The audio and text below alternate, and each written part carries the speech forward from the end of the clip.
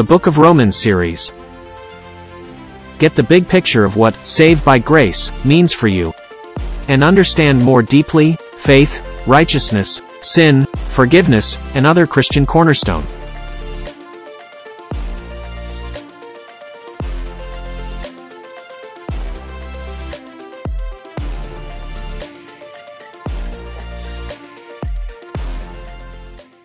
Christ, kumusta na po kayo mga mahal kong kapatid? Isa pong masayang pagbati. Nawa po ay nasa mabuti kayong kalagayan. Ganon din po ang inyo pong mga mahal sa buhay. Muli po si Pastor Steve po ito ng True Gospel Church at welcome po sa atin pong Bible Study. Si Jesus ang daan tuwing Monday, Tuesday, Lunes, tsaka Martes. At ngayon po mga kapatid, nandito po tayo ngayon sa last chapter ng Book of Romans.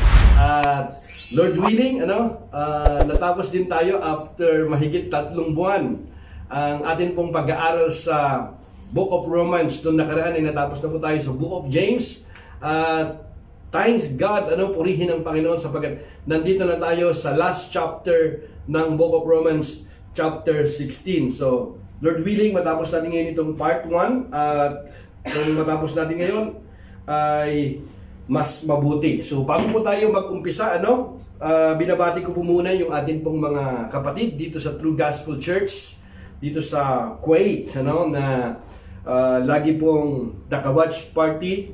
Salamat din po sa prayer nung Sunday dahil inumpisahan na po natin yung atin pong series ng about prayer. At mag-a-announce po tayo niyan at maganda ang naging resulta. We're talking about prayer nung Friday at nung Sunday naka-part 2 na po tayo. At salamat ang Panginoon sapagkat may mga tumawag, nakausap tayo na talagang sila ay nakaranas ng healing ng Panginoon.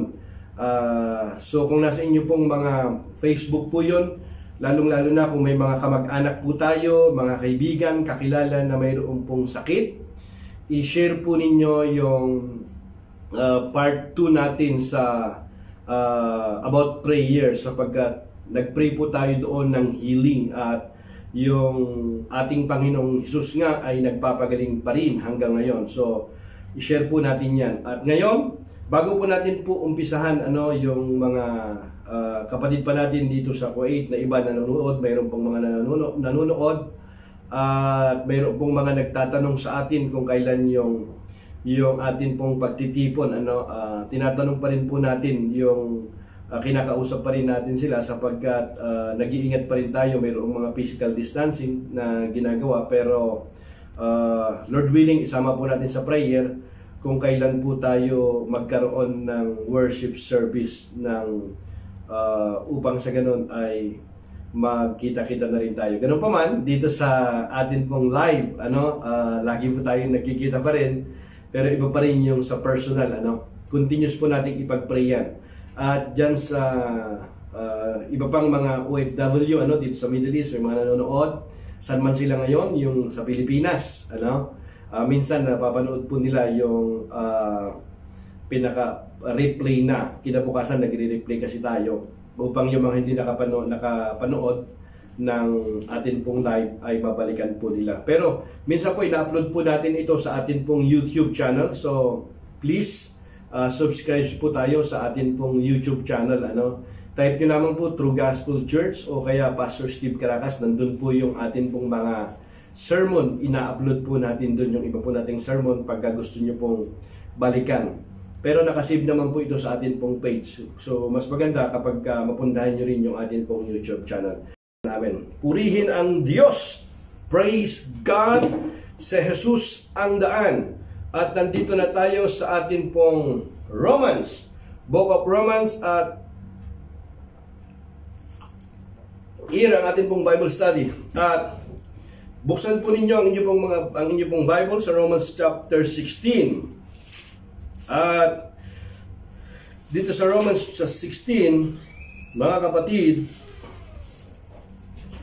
maganda po ang sulat na ito sapagkat ito pong Romans chapter 16, ito po yung last chapter na sulat po ni Apostol Pablo sa mga Romans. Marami na po siyang naisulat po patungkol po sa kanila, na maraming mga aral na inituro niya at marami na po silang natutunan. Dito po kakaiba po itong Romans chapter 16 sapagkat ito po yung conclusion niya sa marami po niyang sulat. At itong sulat niyang ito ay marami po siyang mga binanggit na mga pangalan na mga workers in the church at yung sa gawain. At bukod doon, mayroon po siyang mga binibigay na mga warnings sa mga dividers and deceivers within the church. Upang yung mga nakaalam ng aral ay maging maingat, matalino at hindi po basta-basta rin nagtitiwala lamang sa mga lumalapit sa atin, kundi kailangan po natin ng karunungan na nagmumula sa Panginoon at humingi tayo ng gabay sa banal na Espiritu upang hindi tayo maluko, sapagkat alam po natin na hanggang ngayon ay mga napakarami pa rin ang mga nagdi-deceive na mga manluloko, mandaraya. Kaya po maging maingat po tayo, lalong-lalo ngayon sa kabila ng lahat ng atin pong kahirapan na itong pinagdaraan ng itong salot na ito, hindi pa rin matapos-tapos yung mga gawain po ng masama. Dito, basahin natin yung sulat ni Apostol Pablo in Romans chapter 16. Ang sabi nga rito ni Paul, I commend to you our sister Phoebe, who is a deacon in the church in Cenchrea. So, deacon pala siya, Sino yon? Si Phoebe na deaconista pala ito. Babae siya. I commend to you our sister Phoebe, who is a deacon in the church in Cenchrea. Welcome her in the Lord as one who is worthy of honor among God's people. Help her in whatever she needs, for she has been helpful to many, and especially to me. Give my greetings to Priscilla and Aquila, my co-workers in the ministry of Christ Jesus. In fact, the ones risked their lives for me.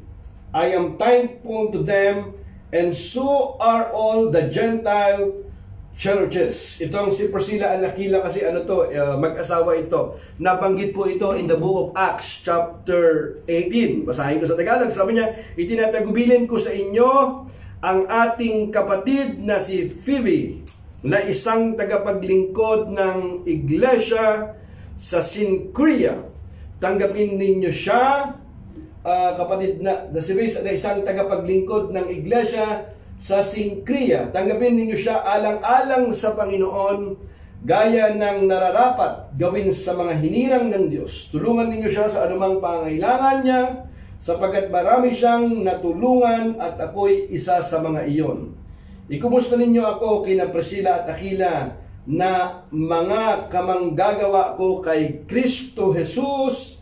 Itinaya nila ang kanilang sarili sa panganib upang iligtas ang aking buhay, at hindi lamang ako ang nagpapasalamat sa kanila, pati na rin lahat ng iglesia ng mga hintil. Ayan. So, balik natin sa English na. Ngayon, dito natin makikita, unang-una pa lang, sa verse na ito, maliwanag mga kapatid, na makikita natin na ang nagdala sa verse 1 to 2, verse nga ito, umpisa natin sa verse 1 to 2, sabi niya, si Phoebe ay isang deacon in the church, na ikinukomment po ito ni Apostol Pablo, na maaring po ito, siya po yung nagdala ng sulat po ni Apostol Pablo, si Phoebe. At bukod doon, makikita natin na nire-recognize ni Apostol Pablo yung mga babae sa church. Ito nga, deacon siya deacon in the church. Kasi nga, sinasabi ni Apostol Pablo na tanggapin niyo siya. Sabi niya, welcome her in the Lord as one who is worthy of honor among God's people. Yung yung napakagandang yung kinokomment niya, yung sinasabi niya kay Phoebe na tanggapin nyo nga siya. At dito makikita po natin mga kapatid na yung si Apostol Pablo yung kanya pong recommendation ay napakahalaga, ano, na tanggapin siya bilang isang lingkod ng Panginoon, dahil nga itong si Apostol Pablo ay natulungan siya ni Phoebe, ano, sa gawain. At hindi lamang si Apostol Pablo, sinabi rin niya na pati sa marami, ano, na maraming natulungan ito si Phoebe. Ito yung napakagandang compliments, ano, na pwedeng sabihin ni Apostol Pablo sa mga Romans. At help her, sabi nga niya. Kasi nga ito, babae siya, sabi niya, help her in whatever she needs, for she has been helpful to many, and especially to me. Ayun, so dito makikita natin dito si si Phoebe pa ang nagdala ng sulat ni Apostol Pablo. Kasi alam niyo po si Apostol Pablo, dito sa unang mga verses na ito, makikita natin ang daming mga pangalan na mga binanggit po niya, kasi sa ministry, sa gawain sa church, hindi kasi pwedeng si Apostol Pablo lamang. Marami siyang mga kasama talaga, kaya nga ganun na lamang ang kanya pong panalangin at pasalamat sa mga kamanggagawa. Itong si Phoebe nga, siya yung nagdala ng sulat at natulungan din siya. At bukod doon, dito mababasa din natin, mayroong minsan si Apostol Pablo yung nagsusulat ng kanyang sariling kamay. Minsan naman may mga sinasabi niya, may nagsusulat na mga kasama niya, nagdadala ng kanyang pangailangan, nagdadala ng sulat, nagpapatuloy sa kanya sa tahanan. At ang dami na mga binabanggit po niya rito. At bukod dito, makikita natin yung compliment na sinasabi po niya. So ito, isang deacon sa church tong si Phoebe, deacon in the church in Cenchrea. Welcome her in the Lord as one who is worthy of honor among God's people. Help her in whatever she needs, for she has been helpful to many. Ayun. And especially to me. So, at sa verse 3, makikita natin dito, itong mag-asawa na si Priscilla and Aquila, sabi niya, give my greetings to Priscilla and Aquila, my co-workers in the ministry of Christ Jesus.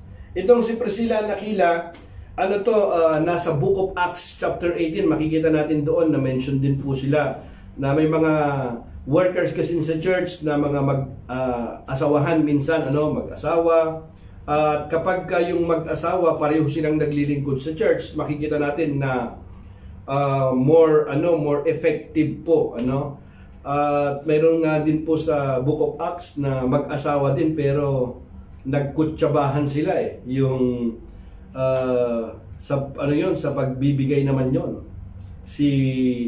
Ang nangyari kay Sapphira tsaka si Ananias, dahil sa pera, si Ananias tsaka si Sapphira, napahamak sila. Actually, namatay nga yung mag-asawa na yun dahil yung kanila pong panduluko na ginawa. At dito rin naman, yung makikita natin kapag ang mag-asawa ay naglilingkod silang pareho sa Panginoon, mas effective po sila. Mas maganda kasi na talagang yung partner po natin, maisama natin sa gawain. Kaya ipanalangin po natin kung tayo po ay naglilingkod, nakakilala sa Panginoon, pero yung asawa po natin ay hindi pa nakakilala. So wag po tayong huminto na ipanalangin sila at i-encourage po sila na sila ay makakilala din sa Panginoon. At sa magitan din ng ating mga mabubuting gawa, makita nila yon, ay mahikayat din natin yung atin pong mga asa-asawa. So ito si Priscilla at si Aquila. So example ito sa Bible na makikita natin na kapag ang mag-asawa ay parihong naglilingkod sa Panginoon, pareho nilang mahal ang Panginoon, very effective po sila. Co-workers niya ito ni Apostol Pablo in the ministry of Christ. In fact, they once risked their lives for me. Sipin niyo po yun? I am thankful to them, and so are all the Gentile churches. Bakit makikita natin dito na siguro kasi ang buhay ni Apostol Pablo ay laging in danger. Kasi si Pablo, bilang mangangaral ng Ebanghelyo ni Kristo, maraming gustong sa kanya. Actually, gusto siyang patayin si Apostol Pablo, yung mga dati niyang kasamahan. Kasi siya yung unang-una, si Pablo, si San Pablo, mga kapatid, dati po yang si Saulo. Siya yung unang-unang terorista na persecutor ito ng mga Christian. Pero nakita natin na tinawag siya ng Panginoon nung siya ay papunta para mag-persecute na naman, ipakulong, ipahagupit. Yun ang kanyang trabaho, ni sa San Pablo dati. Pero tinawag siya ng Panginoon dahil sa biyaya ng Panginoon. Makikita natin yung kwento niya on the road of Damascus sa Book of Acts in chapter 8. Doon makikita natin na nung siya nakakilala na sa Panginoon, mayroong mga nagsumumpa na talagang hindi sila kakain hanggat nag-fasting. Talagang nag-fasting sila na sila hindi daw kakain hanggat di nila napapatay si Apostol Pablo. Itong mga to, yung pagpapasting nila, hindi fasting sa Diyos yun eh. Fasting sa demonyo yung ginagawa nila.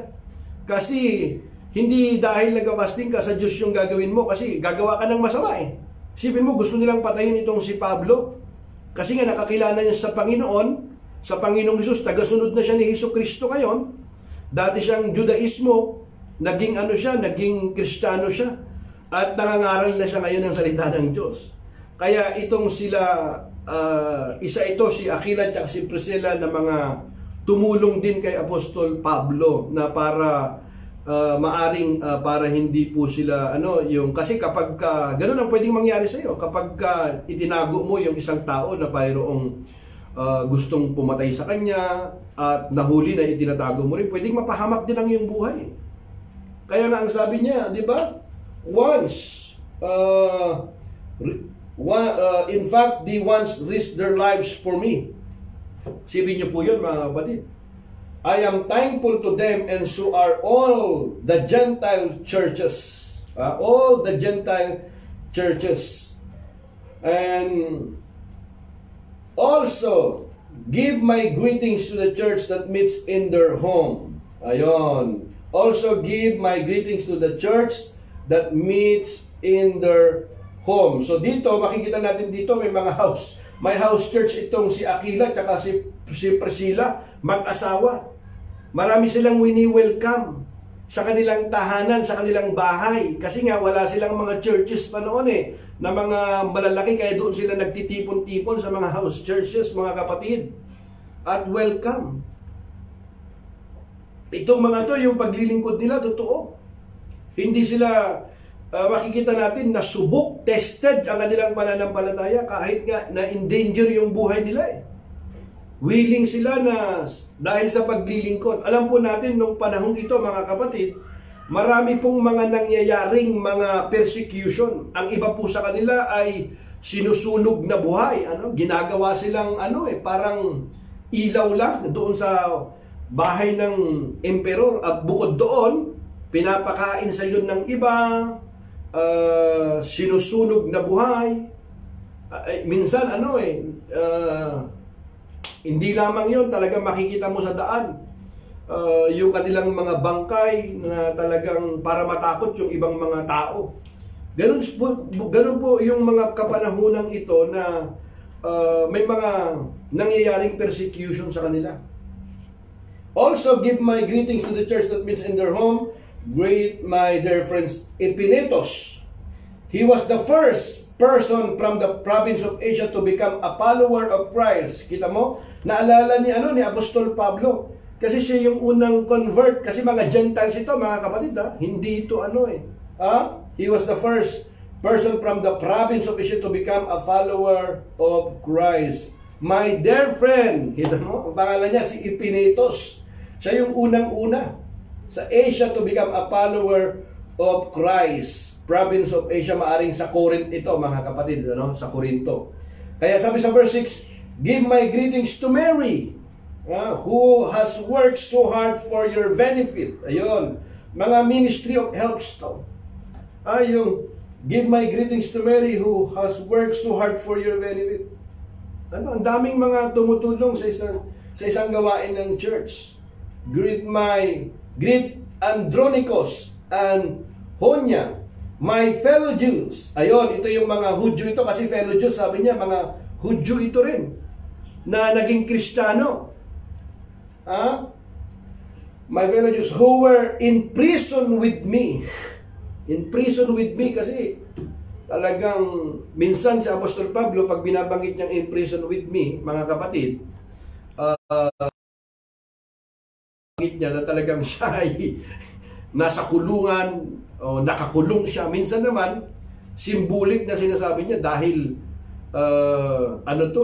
yung kanilang dinadanas, kumbaga parang hindi siya makagalaw ng ng maluwag dahil nga yung kanyang buhay lagi in danger in bondage, in danger sa Gentiles, in danger sa my fellow Jews, in danger sa mga false believers, in danger lagi yung buhay niya. Kaya pakiramdam ni na Apostol Pablo,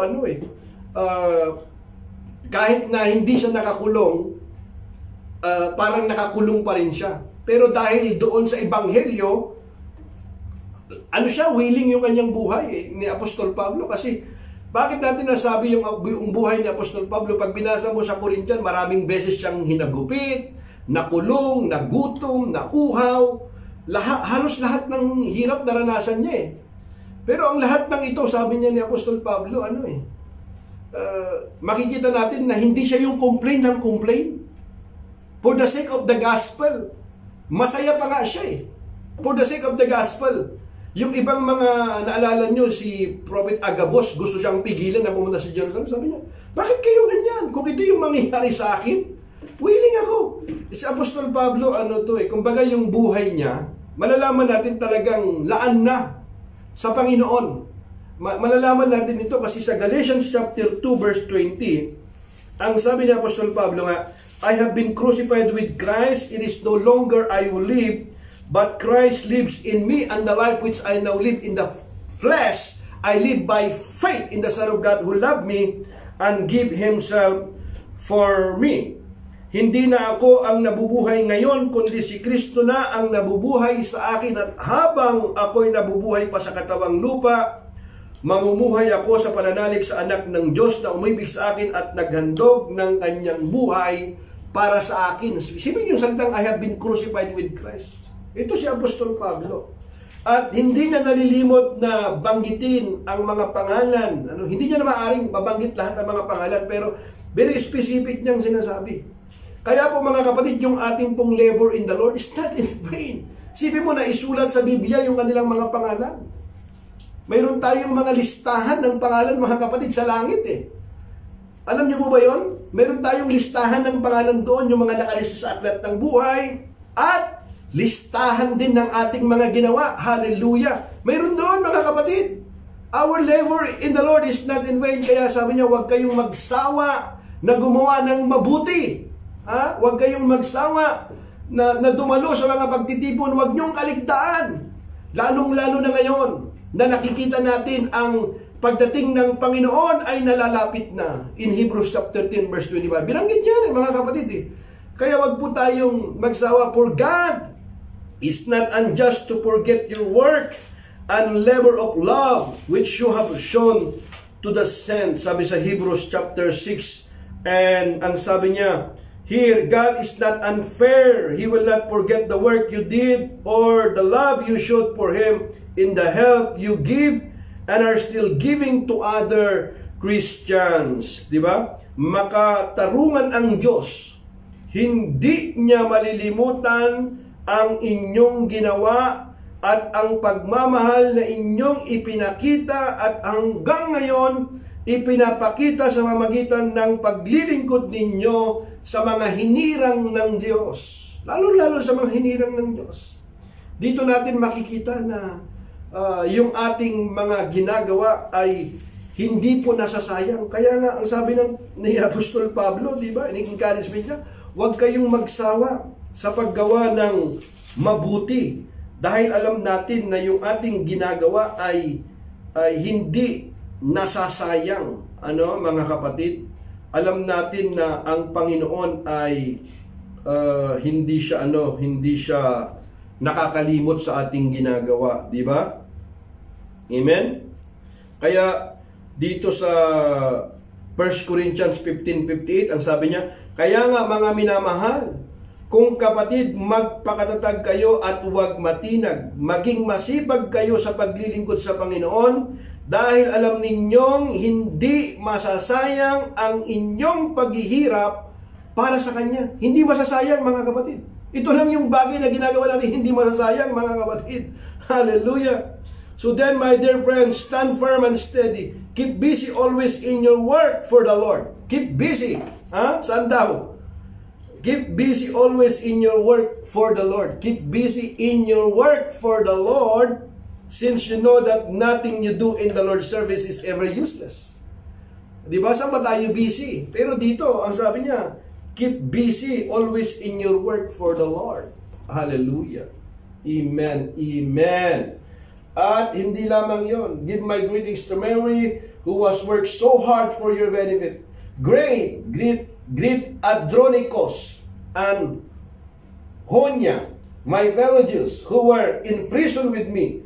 They are highly respected among the apostles and became follower of Christ before I did. Sipin niyo yun? Diba sa verse 7 sa Tagalog, tingnan natin yan, sabi niya. Diba? At sabi niya dyan, ikumusta ninyo ako sa mga kababayan kong sina Andronica at Honia na nakasama ko sa bilangguan. Ayan, sila'y kilala ng mga apostol at naunang naging Kristiyano kaysa sa akin. Sipin mo to? Nakasama niya talaga ito, mga kapatid. Marami kasi mga nakasama si Apostol Pablo sa kulungan. Bukod doon, ito mga Hudyo nga ito, bago pa lamang naging Kristiyano si Apostol Pablo. Nauna na itong mga Hudyo na ito. Maari kasi sa mga Judaismo sila dati. Maaring din natin alam, baka ito nga yung mga pinirsecute ni Apostol Pablo, hinung-una mga persecute, kasi nauna na sila naging Kristiyano Hindi pa naman siya Kristiyano dati, si Apostol Pablo. Kaya sabi niya, sila'y kilala ng mga apostol at naunang naging Kristiyano kaysa akin. Dati siyang persecutor ng mga Kristiyano. Kaya niya kinukumusta kasi masipag namang gagawa mga to.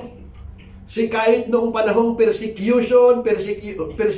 maraming persecution na nangyari, hindi huminto.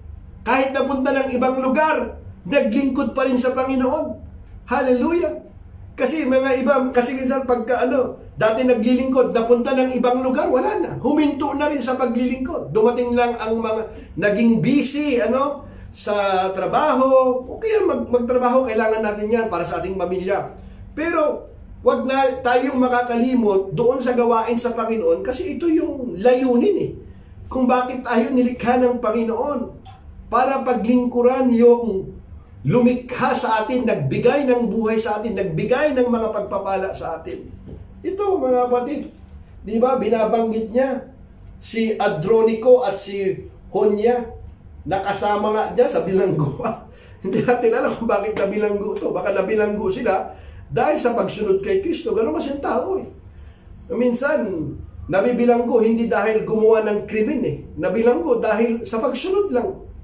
Makikita natin yan sa Book of Acts, yung mga buhay ng mga apostol, ng mga noong ang Panginoong Hesus ay umakyat na sa langit, di ba? Pinapahinto silang ipangaral ang Ebanghelyo. At ang sabi niya, ikumusta ninyo, sa verse 8, sa English, di ba? Ang sabi sa verse 8, sabi niya, greet Ampliatus, my dear friend in the Lord. My dear friend in the Lord. Greet Urbanos, our co-worker in Christ, and my dear friend Stachys. Verse 10. Verse 10. Greet Apelles, a good man, whom Christ approves, and give my greetings to the believers from the household of Aristobulus. The believers from the household of Aristobulus. Greet Herodion, my fellow Jew. Greet the Lord's people from the household of Narcissus. Give my greetings to Trypena and Tryposa, the Lord's workers, and to their Perses, who has worked so hard for the Lord. Sa Tagalog, basahin natin sa verse 10. Sabi niya, here, kay Urbano na kamanggagawa natin kay Kristo at sa mahal kong kaibigang si Stachys. Ikumusta din ninyo ako kay Apeles na subok ang katapatan kay Kristo. Subok ang katapatan kay Kristo sa pamilya ni Aristobulo. Subok ang katapatan kay Kristo. Subok ang mga to, nandun yung kanilang mga pangalan. Bakit? Kasi mayroong mga hindi nananatiling tapat, sa umpisa lang nagiging tapat eh. Kapag may problema na, may suliranin na, wala na. Dito, encouragement ito sa atin mga kapatid. Subok. Dapat ganun po tayo mga kapatid. Kasi yung mga subok, ang katapatan kay Kristo, makikita natin, nakasulat ang pangalan nila. 2,000 taon nang nakakaraan. Hanggang ngayon, pinag-uusapan natin sila. Hanggang sa masusunod pa mga taon, hanggang sa dumating ang Panginoon, hanggang sa ma-rapture na ang church. Tayo mga kapatid, kababasahin mo yung Book of Acts, walang amin dun eh. Tuloy-tuloy yan. Ikumusta din ninyo ako kay Apeles na subok ang katapatan kay Kristo sa pamilya ni Aristobulo. Sa kababayan kong si Herodion at sa mga kapatid sa Panginoon sa sambayanan ni Narciso. Gayon din kina Trifena at Trifosa na mga lingkod ng Panginoon at sa mahal kong kaibigang si Persida na marami ang nagawa para sa Panginoon. Marami ang nagawa para sa Panginoon. Ano yung mga ginawa niya? Hindi na binanggit kung ano-ano mga yon. Naaring nagdala ng pagkain, tumulong sa mga mission, at nag-ayos ng mga upuan para pagka may mga pagtitipon sila, ay komportableng makinig kay Apostol Pablo, kanila Apolos, nila Barnabas, di natin alam. Pero marami nang nagawa para sa Panginoon. Nag-imbita, narinig nila yung aral, nakakilala sa Panginoon. Ganun. Tayo pong mga anak ng Diyos, mga kapatid, mayroong mga mabubuting mga gawa para sa gawain sa Panginoon. Amen? At binabati ko rin si Rufio na magiting na lingkod ng Panginoon at ang kanyang ina na para ko na ring ina. Hallelujah. Sabi sa English, di ba, sa verse 13, napakaganda napakaganda rito. Greet Rufius, whom the Lord picked out to be His very own, and also his dear mother, who has been a mother to me. Para na rin niyang ina eh. Ganon kasi sila mga kapatid na bilang mga magkakapatid sa Panginoon, intentional discipleship ito. Ito yung intentional discipleship. Yung relasyon nila, hindi lang tuwing nagkikita sila sa church. Hindi lang sa isang fellowship na Bless Me Club, hindi lang ganon. Makikita natin mga kapatid na intentional yung relasyon nila. Nagdadamayan sila pag may problema. Pati yung pamilya niya. Yung ina niya parang turing na rin ni Apostol Pablo. Naalala ni Apostol Pablo, who has been a mother to me. Si Rufius. Sabi sa 13 sa Tagalog, di ba? Sabi niya, binabati ko rin si Rufo, magiting na lingkod ng Panginoon. Sipin nyo yung magiting na lingkod ng Panginoon. At ang kanyang ina na para ko na ring ina. Hallelujah. Ito intentional to mga kapatid, discipleship. Paano niya parang maging ina? Hindi lang suwing mayroon silang gawain nagkikita. Maaring pag bumibisita si Apostol Pablo doon, ang tawag na rin niya doon siguro sa nanay niya, Nay. Di ba? Nay na rin ang tawag niya. At siba parang kain ka, gano'n, minsan tumutuloy doon. Ang discipleship kasi mga kapatid, intentional, hindi lang tuwing nasa church kayo. Hindi lang kuwang nasa gawain yan. Hindi lang, kaya tayo mga kapatid, hanggat maaari huwag tayong taga Zimbabwe o kaya Zimbalis. Hindi ko ibig sabihin na taga Zimbabwe talaga, yung Zimbabwe, Zimbaalis. Hindi lang ganon mga kapatid. Ang purpose natin mga kapatid, mag-isip tayo ng paraan kung ano ba yung magagawa natin na pwede nating magawa sa kingdom ng Panginoon. Amen? na-bless tayo ng salita sa mga bagay. Ano ba yung pwede nating magawa? Mayroon at mayroon. At hindi malilimot ng Panginoon yan. Isipin mo yung isang basong tubig na ginawa ko sa likod, hindi nakalimutan ng Panginoon yun. Amen? Huwag tayong lagi reklamo. Kasi kung reklamo ka ng reklamo, hindi ililista yung pangalan mo dyan. Yung mga reklamador kasi, hindi espiritu ng Diyos yan. Mag-ingat po tayo, mga kapatid. Amen? Gayon din sina Asincrito, Fligante, Hermes, Patrobas, Hermas at sa mga kapatid na kasama nila. Verse 15, binabati ko rin sina Filologo, Julia, Nerio at ang kanyang kapatid na babae. Gayon din si Olimpas at ang lahat ng kapatid na kasama nila. Tapos sabi sa 16, magbatian kayo bilang magkakapatid na nagmamahalan. Binabati kayo ng lahat ng mga iglesia ni Kristo. Iglesia ni Kristo, hindi ito yung tinatag lang sa Pilipinas. Kapag sinabi mong iglesia ni Kristo, doon pa lang mga kapatid. Matagal ng panahon. Bago pa lang nagkaroon ng Pilipinas na pangalan na yung bansa, mayroon na yan mga kapatid. Bago pa lang na-discover ang ating bansa, mayroon na yun. Sabi nga dyan sa English, Church of Christ.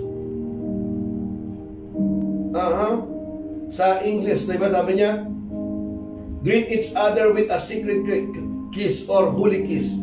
All the churches of Christ send you their greetings. Holy kiss kasi ano to, kahit dito na lang sa atin sa Kuwait, diba makikita natin dito yung mga kaugalian nila ng kalimitan kasi ng mga Middle Eastern, di ba? Pagka nagbatian sila. Minsan tayo kapag yung may mga kaibigang mga Arabo pag binati ka beso-beso rin Pero beso-beso rito, lalaki sa lalaki, babae sa babae. Ito yung kaugalian nila Pero sa ating mga Pilipino, hindi naman yung custom natin. Kaya niya sinabi ito, bakit niya minensyon yan? Kasi baka may mga bagay kasi minsan na may mga Kristiyano na pinipili lang nila kung sino yung batiin nila ng banal na halik na yan. So, binanggit ito ni Apostol Pablo di ba? All the churches, di ba? Sabi niya, greet each other with a secret kiss or holy kiss sa ibang version. All the churches of Christ, churches of Christ, or Church of Christ, send you their greetings. Hallelujah. So dito makikita natin na parang siguro sinasabi niya, Pastor, huwag niyong piliin kung sino yung batian niyo. Kaya lang tayong mga Pinoy, hindi naman natin ugali yun, na hindi natin custom na pag nagbatian tayo, kamay-kamay, o kaya minsan yakap. Pero ngayon, dahil sa kalagayan na ito, social, tayo ngayon, physical distancing. Kaya yung batian namin sa church na gano'n na lang, or minsan kamao lang pagkatapos itong magbatian na gano'n, hugas ng kamay, mayroon kang sanitizer. Kailangan yun di ba? Nawa, patuloy natin ipanalangin na talagang matapos na ito. Verse 17, final instruction ito ni Paul. Sabi niya, and now I make one more appeal. Final instruction niya nito, final, matatapos na yung Romans chapter 16. Nasulat niya, sabi niya, and now I make one more appeal. My dear brothers and sisters, watch out for people who cause divisions and upset people's faith by teaching things contrary to what you have been told. Stay away from them. Gusto kong intindihin natin itong mabuti, mga kapatid. Ano yung one more appeal niya? Watch out for people who cause divisions. Yung mga nagkukos ng division, hindi ito yung outside, yung nasa loob ito. Upset people's faith by teaching things contrary to what you have been told. Stay away from them. Bakit? Ang tinuturo kasi ng mga to, hindi na biblical Kaya nangyayari nang nadidivide sila. Nakukumpuse ngayon yung iba. Kaya sinasabi ng apostol, stay away from them. Kaya sabi sa Tagalog, maliwanag sinasabi rito, di ba? Mga kapatid, nakikiusap ako sa inyo, mag-ingat kayo sa mga pasimuno ng mga pagkakampi-kampi at sanhi ng pagtalikod dahil sa pagsalungat nila sa aral na tinanggap ninyo. Pagsalungat kasi yung aral. Kasi kapag mayroong mga bago, mga young believer na hindi pa matibay talaga, ito yung mga madaling mahikayat. Iwasan ninyo sila. Iwasan ninyo sila. Ibig sabihin, maging maingat po tayo. Nagkukos ito ng division eh. Anong sinasabi rito ni Apostol Pablo? Kasi yung aral na tinuturo nila hindi na biblikal. Kathang isip na lang. Invento. Kaya yung iba, naihikayat nila. Kaya yun ang warning ni Apostol Pablo. Yung tagubilin niya. Verse 18, ang sabi niya, ang mga taong gayon ay hindi naglilingkod kay Kristo. Sipin nyo? Yung mga taong ngayon ay hindi naglilingkod kay Kristo na Panginoon natin, kundi sa pansariling hangarin. Inililigaw nila ang mga may mahinang pag-iisip sa pamamagitan ng kaakit-akit na matatamis na pangungusap. Sipin nyo mga kapatid, sabi sa English dito sa 18, such people are not serving Christ. Who's these people? Sometimes these people, they are in the church, listening and worshiping. But they are not really serving in the church. You could go to church and pray, and you are not really children of God. If you go to a garage, does that make you an automobile? No. Kaya po mga kapatid, mag-ingat. Ito yung sinasabi ni Apostol Pablo. Nagtuturo sila, wala na, hindi na sa Biblia. Yung mga such people are not serving Christ, our Lord. They are serving their own personal interests.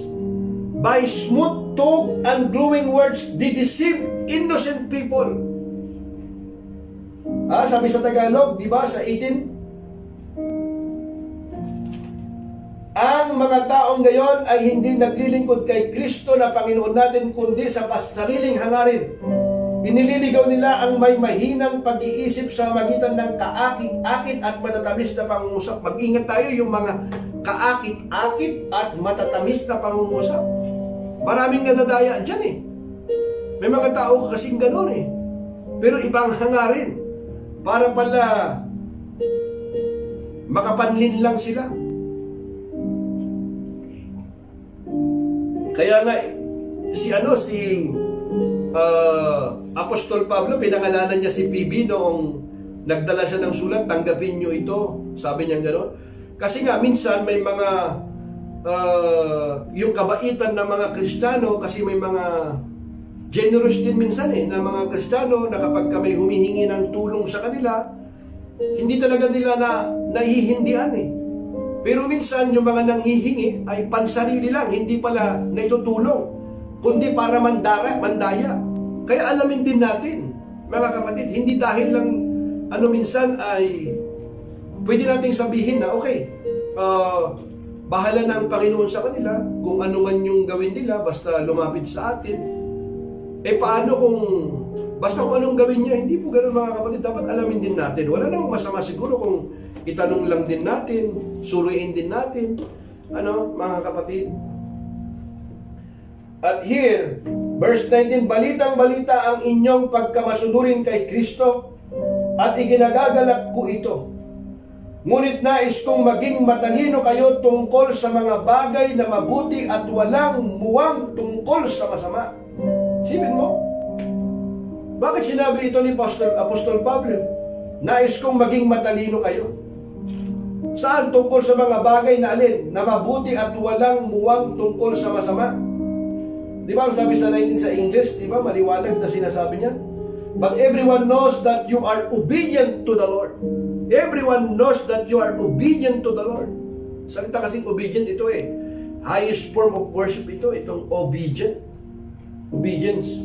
Sabi niya, but everyone knows that you are obedient to the Lord. This makes me very happy. I want you to be wise in doing right and to stay innocent of any wrong. Iniibig sabihin dito na hindi mo alam na masama yung isang bagay yun, kundi huwag kang mag-participate doon sa mga bagay na hindi makakabuti, hindi magbibigay ng kaluguran sa Panginoon. The God of peace will soon crush Satan under your feet. May the grace of our Lord Jesus be with you. Kasi, yes, si Satanas kasi mayroong time na siya ay gagapusin, ihulog doon sa kalaliman. Pero ngayon pa lamang si Satanas ay talunan na sa atin, mga kapatid. Nire-rebuke na natin siya na tayong mga anak ng Diyos, mananagumpay na tayo eh. Victory, na tayo? Katiyakan na yung victory sa atin. Sabi ng isang theologian, sabi niya, the triumphant Christian does not fight for victory, but we celebrate the victory already won. Kasi tinapos na ni Kristo sa krus ng Kalbaryo. Kaya ang ginawa nga, di ba, parang ipinarada niya yung mga Romans dati kapag sila nagtatagumpay sa lamanan, yung kanilang mga bihag pinaparada nila at yung mga tao sa nagsisigawan sila ng victory. Yung mga bihag na, yung mga demonyo. Kaya tayo na mga anak ng Diyos na binigyan ng kapangyarihan ng Panginoon na magpalayas ng mga masamang espiritu, i-rebuke natin yan, manalangin tayo. Diba? And here, this makes me very happy. I want you to be wise in doing right and to stay innocent of any wrong.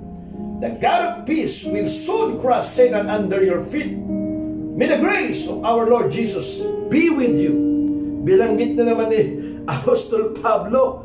Ang daming mga pangalan na bilanggit niya. Malilimutan ba niya yung kanyang disipulo?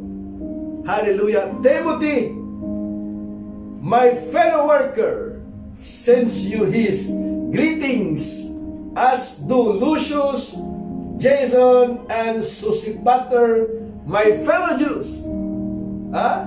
Haba siguro yung sinusulat niya.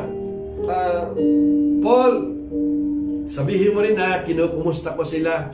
Si Timothy, mali ba niya makalimutan? Niya to? Disciple niya ito eh. As a discipler, si Apostol Pablo. Sabi niya, Timothy, my fellow worker, sends you his greetings, as do Lucius, Jason, and Sosipater, my fellow Jews. Tapos sa 22, I, Tertius, the one writing this letter for Paul, send my greetings to, as one of the Lord's followers. Hallelujah.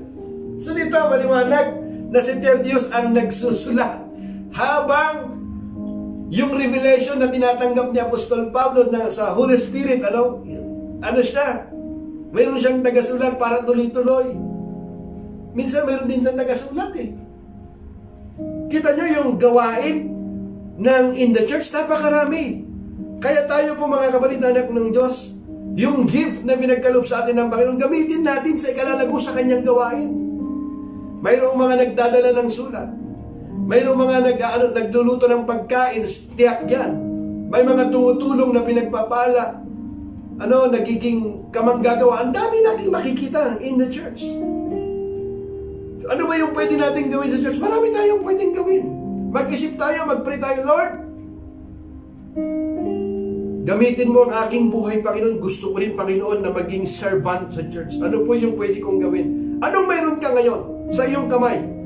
Pinagkalooban ka na ng Panginoon. I-develop mo yan. At gamitin mo sa ikalalago ng kanyang gawain. Gusto mong maisulat yung pangalan mo rito? Hallelujah! May listahan pagdating ng panahon. Hallelujah! Tayo mga anak ng Diyos, may listahan tayo. Bukod doon sa listahan ng ating mga pangalan. Pagdating ng panahon, maraming mga lalapit sa iyo na, alam mo, salamat ha. Nandito ako, nakarinig kami ng ebanghelyo, ng good news. Narinig namin yung patungkol sa Panginoong Jesus kasi mayroon kayong mga pinadala, yung mga tithes and offering ninyo, nakarating sa amin. Panahon ng pandemya, yung anak ko walang diaper tsaka gatas na nabigyan. At Nung ipinagkaloob sa amin dito, may nag-share, may nag-pray sa amin, tumanggap kami. At ngayon nagpatuloy kami. Ganun ba? Hindi ko na maalala, hindi kayo yon. Hallelujah! Purihin ang Panginoon. Purihin ang Diyos.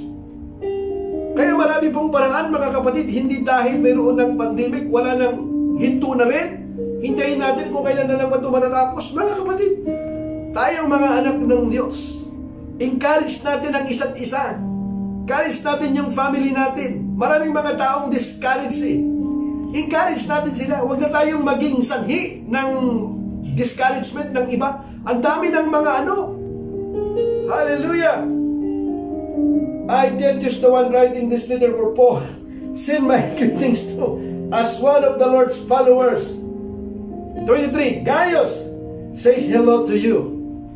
He is my host and also serves as host to the whole church. Erastus, the city treasurer, sends you his greetings, and so does our brother Quartos. Sa Tagalog gusto kong basahin yan. Hallelujah. Purihin ang Panginoon. Binabati kayo ni Timoteo na aking kamanggagawa, gayon din namang mga kababayan kong sina Lucio, Jason at si Patro. Akong si Tercio na tagasulat ng liham na ito ay bumabati sa inyo sa pangalan ng Panginoon. Kinukumusta kayo ni Gaius na tinutuluyan ko. Ayan, kita mo? Tinutuluyan ko kasi may nagpatuloy din sa kanya. Hallelujah! This is the intentional disciples. House church. Discipleship tuloy-tuloy. 2,000 years ago, hindi naluluma. Hanggang ngayon, mga kapatid. Purihin ang Diyos yung kanilang gawa. Hindi nalilimot. Totoo ang salita ng Diyos. Purihin ang Panginoon. Kinumusta kayo ni Gaius na tinutuluyan ko? Sa bahay niya, nagtitipon ang buong iglesia.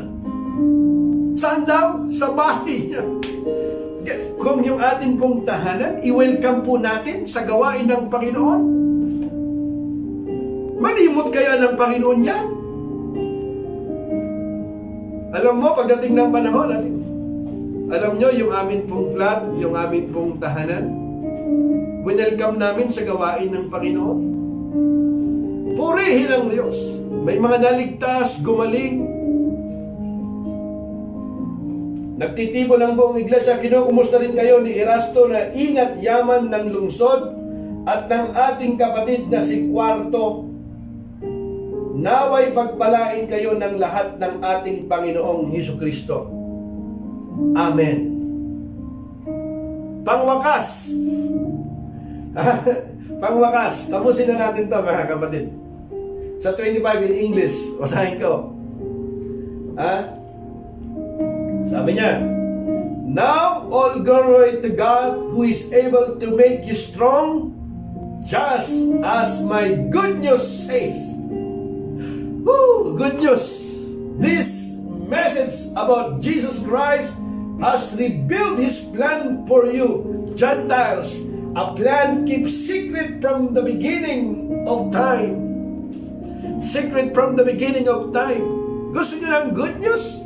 Ito yung good news, mga kapatid. Buksan mo yung TV mo ngayon, yung balita mo. Bad news yan eh.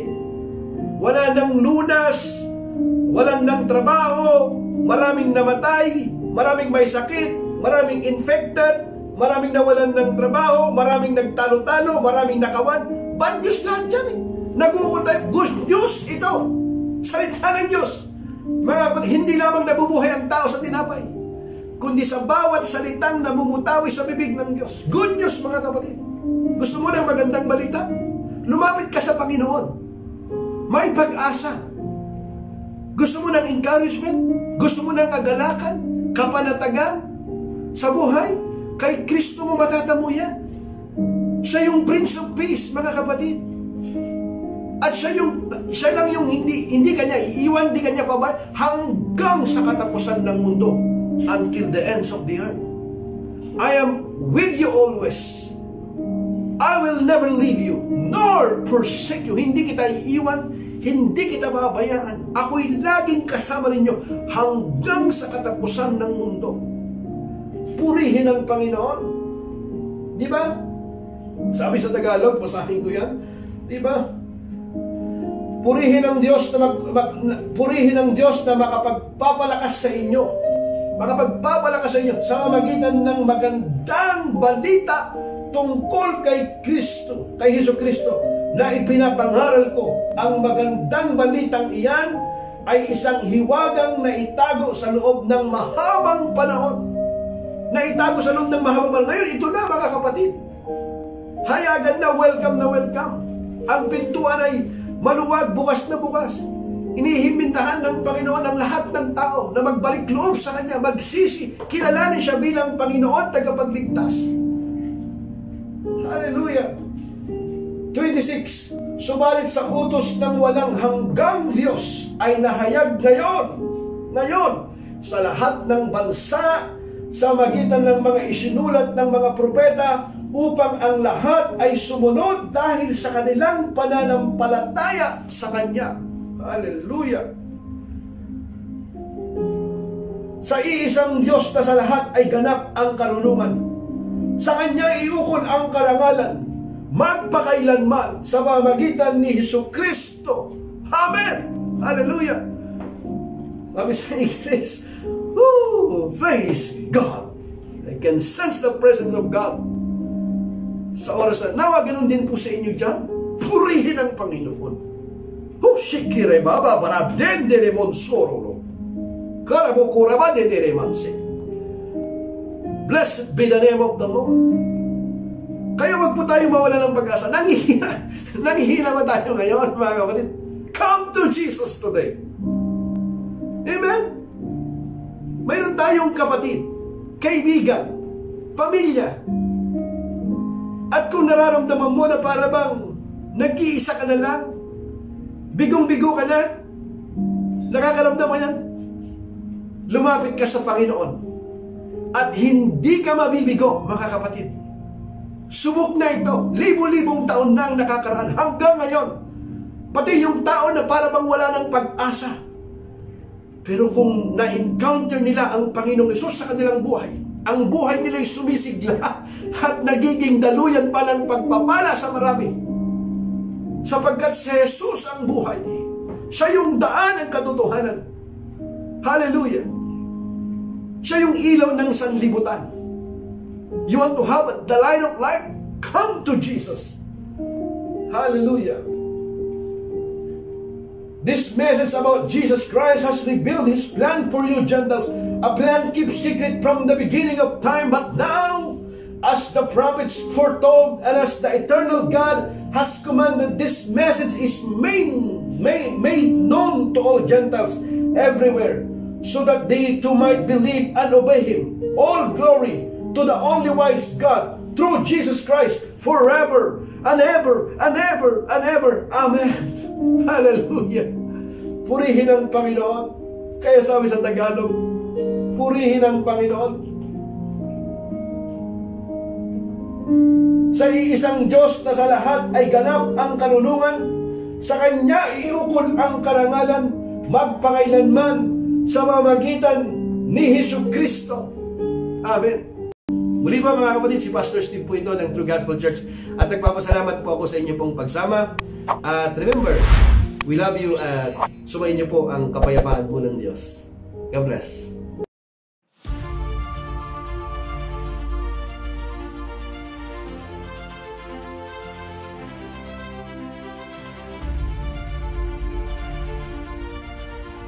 The Book of Romans series.